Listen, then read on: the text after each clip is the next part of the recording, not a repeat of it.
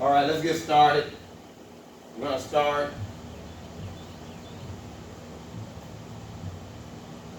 We're going to start with a song. Walk in the light. Talk in the light. Come where the dewdrops of mercy shine bright. Let's sing.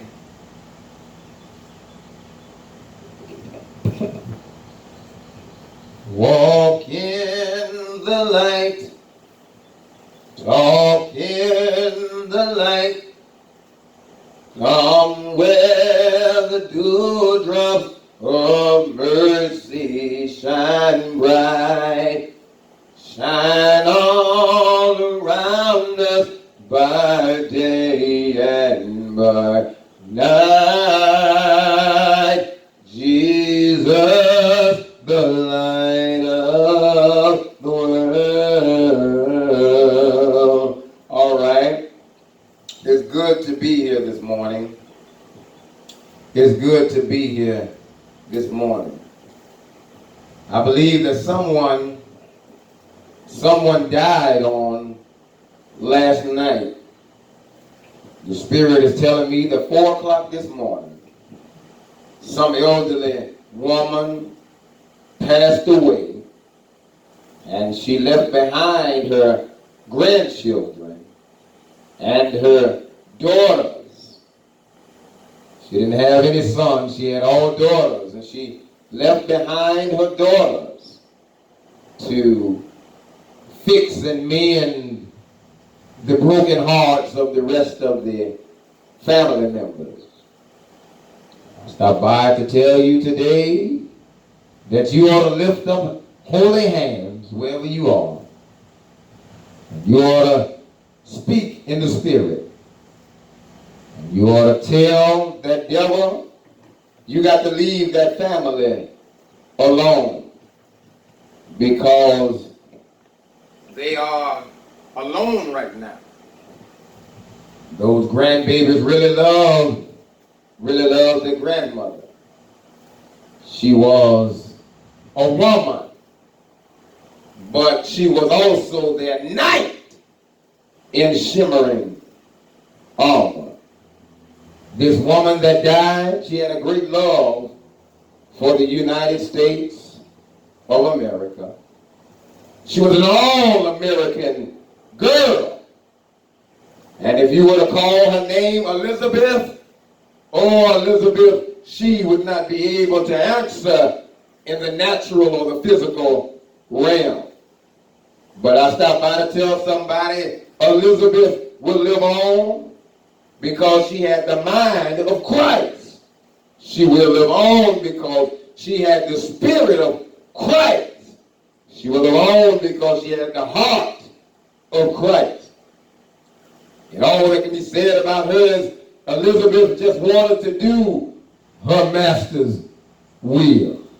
So we bless her, and we're grateful for Miss Elizabeth. All right, let's move on. I'm going to try to be quick about this. Listen at this now. We have to hasten along. We have to go. We're going to try to be as quick as we can be. In the book of Revelation, and you are welcome to turn there if you please. But we have to be quick about this. It is early in the morning, and there are people who are trying to get that last minute sleep, so we don't want to disturb the world. Just because you love Jesus don't mean that everybody else loves Jesus. Just because you sanctified and filled with the Holy Ghost don't mean that other people are sanctified. So we must learn, church, we must learn to respect our neighbor. We must learn to love our neighbor. We must learn to overlook each other's shortcomings so that we can grow and be the people that God wants us to be. Let's look at Revelation chapter 6 and verse 8. And once again, we're going to try to be very quick about this. Very quick. It says, "And I looked, and behold, a pale horse, and his name that sat on him was Death, and hell followed with him, and power was given unto them over the fourth part of the earth, to kill with the sword, oh my Lord, to kill with the sword, and with hunger, my God, and with death, and with the beast of the earth. Just pray, church. Just pray that when the wrath of God is poured out, that your name is not on that list. I want to tell you that that list is not a wicked list. It is not a hateful list, but it is a list that must be respected. Because what Jesus says, his troops will do. So we must not underestimate the power of Jesus. And we need to hurry up. We need to hurry up. Now the real reason why I stopped by, let's give our subject. We want to use for a subject something that will stabilize this message. We need a stabilizing entity. We need a stabilizing object. We need a main thought. We need a theme. We need something to slap us upside the head and cause us to go in the right direction. We need an ear catcher. We need an ear catcher. We need a title. What is our title of this message? Do you understand what a message is? I'm really passing you a literal message now. This is a message. So what would we call it? We'll call this message Very Soon. Very soon. And we need to hurry up. I told you I'm a doctor of divinity. A doctor of divinity. I am not a PhD. I'm not a PhD and I don't want to be a PhD. I am not a THD and I don't want to be a THD. I am not a PsyD and I don't want to be a PsyD. I am a DD, Doctor of Divinity. And as a Doctor of Divinity, I have to look at all types of religions.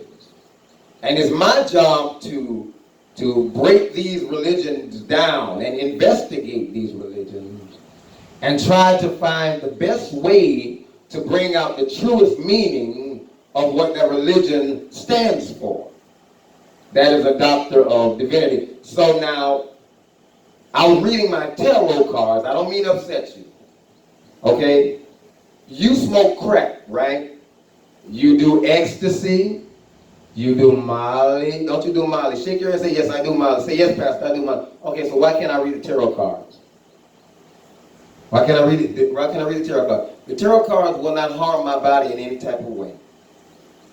The tarot cards will not scratch me. They will not cut me. They will not bruise me. They will not affect my lungs or my blood flow or my blood pressure or my blood purity. So let me read my tarot cards. If you don't like it, obviously this is not the church for you. I'm not the pastor for you. I am a universal pastor. I have an international following. I'm not just the local preacher. I know you think that I am, but I am not. I'm bigger than what you think I am. Okay, I'm international. International. That means way across the ocean. I have reached way across the ocean. I can reach people in Iraq, Japan, China. Hello, China, where are you? I spoke to you, didn't I? Don't forget about Jesus. I spoke to you. I love you, China. Japan. Y'all need to straighten up, Japan. You've been cutting a fool. You're acting a fool now. You need to straighten up. Iraq. Now, I know you know me. Some of you can look at this video. You can look at me and you know my face because I've physically been to Iraq. I walked the sandy streets of Iraq, the muddy, rocky streets of Iraq. I've been there. And I can truly tell you that they really blessed my soul. But Iraq, if you could ever leave some of that sex alone, you have too much sex. When I was there, I noticed that too many babies in Iraq. There's too many babies. Babies having babies. Too many babies in Iraq. Okay, let's move on. Okay. All right, now, I told you very soon. Now, I was reading my tarot cards, and I noticed one thing, one key thing. It said that the Antichrist is very sad. He's not angry. How does he feel? Sad. He's in a grumpy, wumpy mood this morning, church. And I'm talking to the International Christian Church. All of my children, all of the children of Christ. Okay? The Antichrist is very sad this morning, so we don't want to upset the spirit and grieve his spirit and make him more upset. If the Antichrist was human, we'd have to say that he's hyperactive and he's OCD. Hello, Walls. He's hyperactive, ADHD, and he's OCD. So he has to deal with his mental illness that we talked about on yesterday. Let's go. Today is September 9th, 2019. It's Monday morning, and it is September 9th, 2019. This is the acceptable year of the Lord. This is the acceptable year of the Lord. This is the year where Christ goes through the land trying to see, are you being naughty or nice? And if you're being nice, then Christ will give you a star in your blessed crown. So we want to urge you not to upset, don't grieve Christ's spirit. Christ has been wrestling with the Antichrist, and he's tired, he's weary. He's weary, and he needs his rest. So we want to let Jesus have his peace. And if you are with the Antichrist, we're going to say, let Jesus have his peace to about 1 o'clock, 1:30. And then you can just beat the hell out of Christ all night long. They whipped him all night long. Oh, they whipped him all night long. Oh, they whipped him all night long for you. Come on, somebody. Let's leave that alone. They whip him all night long. My. Okay. Now, the Antichrist is sad this morning. That's why it's gloomy. Even though the sun is shining, it's gloomy. And it's sad. And there's despair and sadness and weakness and filthiness and nastiness and naughtiness in the air this morning. Because the Antichrist is sad. The same way that heaven rejoices over one sinner that repents and turns to Christ, the Antichrist is sad, which means that his demons and his followers are sad. Now, if Christ is international, then why don't you think the Antichrist would be international? I can probably reach a bigger crowd than you can. Heard a preacher say, I can show you how to get a crowd. I can show you how to get a crowd. And so, we're going to ask people internationally, everywhere you are right now, be good for goodness sake. Be good for goodness sake, because the Antichrist is sad. He's in a boo-hoo-hoo, blue. He's blue. The Antichrist is blue. You would think that the Antichrist was on blue by you. Come on, somebody. He's sad. Blue, blue, blue, blue. He's sad. He's feeling down in blue. But why is he down in blue? He's mad because he couldn't make a fool out of Jesus yesterday. Spirit realm was in the spiritual realm. It wasn't in the physical realm. Don't think it's physical. It was metaphysical. It was in the spiritual realm. He could not humiliate Christ. He couldn't embarrass him. He couldn't degrade him. He couldn't lower his self-esteem, his high self-esteem. He couldn't confuse him. He couldn't outsmart him. Jesus whipped the hell out of him. Jesus tore him up. Yeah, you know, they say the devil is dressed in all red. Well, Jesus tore his little red ass up. Jesus was tapping and popping and spanking on that little red ass all night long. with those horns coming out of his head and fire coming out of his nostril. Jesus grabbed him around the waist and went to popping on that little fat red ass, and that was the bottom line. And now he's blue. Come on, somebody. He's sad. Yeah. Yeah, he's sad. So listen, do not fight with anybody today. Don't fight. Because the Antichrist, he really doesn't want to fight. He's not that type of spirit. He is not that type of spirit that he would fight. He doesn't want to fight you. He just wants to intimidate you. He just wants to deceive you. The Bible said that Satan is what? The father of lies. He's a liar, and the truth is not in him. He just wants to hurt your feelings.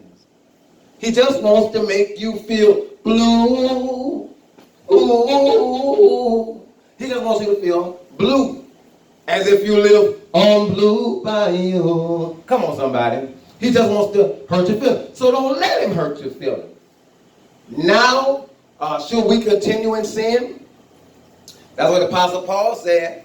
Shall we continue in sin now that we have such a great salvation, Jesus Christ? We have a high priest who has been touched with our sickness, our illnesses, and our infirmities. No. Should we continue in sin? Shall we go on living our lives the way that we used to live? Should we go on believing things that we should not believe?